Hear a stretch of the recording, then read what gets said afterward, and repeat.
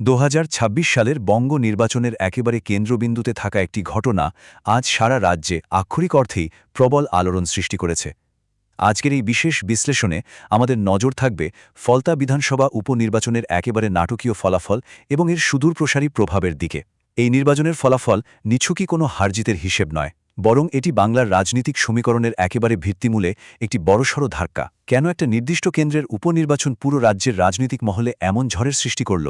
চলুন এর পেছনে প্রতিটি তথ্য, পরিসংখ্যান এবং বৃহত্তর রাজনৈতিক প্রেক্ষাপট একেবারে নিখুঁতভাবে বিশ্লেষণ করে দেখা যাক।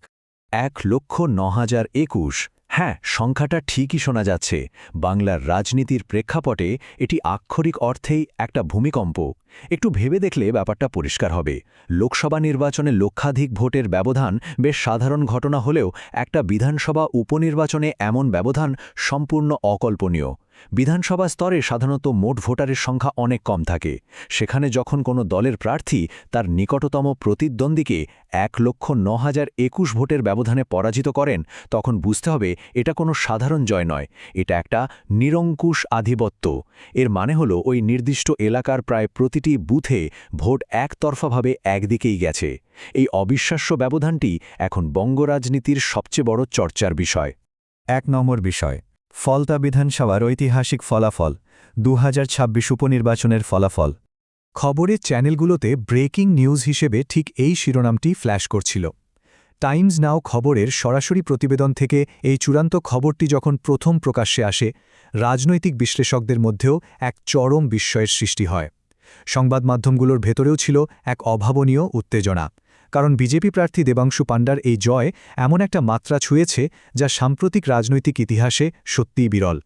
কোনো জল্পনা বা পূর্বাভাস নয়, একেবারে সরাসরি মাঠ পর্যায় থেকে উঠে আসা এই সংবাদ শিরোনামটি সেই মুহূর্তের চরম বাস্তবতাকে আমাদের সামনে তুলে ধরছে। ২. রেকর্ড ব্যবধানে জয়ী বিজেপি এবং বিজয়ের মাত্রা বিশ্লেষণ। এই রেকর্ড ব্যবধান কথাটির প্রকৃত অর্থ আসলে কি? রাজনৈতিক ভাষায় কোনো নির্বাচনী এলাকা পুরোপুরি সুইপ করা বা নিজেদের দখলে নেওয়ার মানে হল বিরোধী পক্ষকে দাঁড়ানোর কোনো সুযোগই না দেওয়া।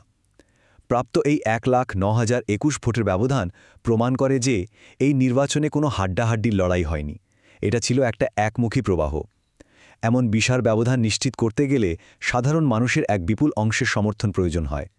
এই পরিসংখ্যানগত ঘটনাটি স্পষ্ট বুঝিয়ে দিচ্ছে যে ওই এলাকার জনসমর্থন একটা নির্দিষ্ট দিকে সম্পূর্ণভাবে হেলে পড়েছে। ৩ নম্বর পয়েন্ট, চতুর্থ স্থানে নেমে গেল তৃণমূল, ক্ষমতার নাটকীয় পালাবদল। একসময় ফলতা পরিচিত ছিল প্রতিষ্ঠিত তৃণমূলের গড় হিসেবে, একটা সুরক্ষিত রাজনৈতিক দুর্গ যেখানে শাসক দলের জয় এক প্রকার নিশ্চিত বলে ধরে নেওয়া হতো। কিন্তু ২০২৬ সালের এই উপনির্বাচনে সেই চেনা চিত্রটা একেবারে বদলে গেছে। সেই একই প্রতিষ্ঠিত দল এই উপনির্বাচনে নেমে এসেছে সরাসরি চতুর্থ স্থানে। একটা শাসক দল তাদের নিজেদের শক্ত ঘাঁটিতে হেরে যেতে পারে, কিন্তু দ্বিতীয় বা তৃতীয় স্থানও নয়, একেবারে চতুর্থ স্থানে নেমে যাওয়ার এই ঘটনা রাজনৈতিক বিশ্লেষকদের আক্ষরিক অর্থেই হতবাক করে দিয়েছে।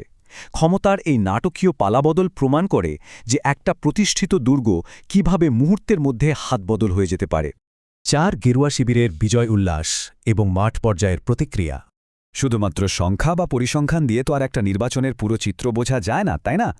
ফলাফল ঘোষণার পরপরই গেরুয়া শিবিরে শুরু হয়ে যায় ব্যাপক বিজয় উৎসব। মাঠ পর্যায়ে রিপোর্ট অনুযায়ী কর্মী সমর্থকদের মধ্যে তীব্র উচ্ছ্বাস এবং আবির খেলা শুরু হয়ে যায়।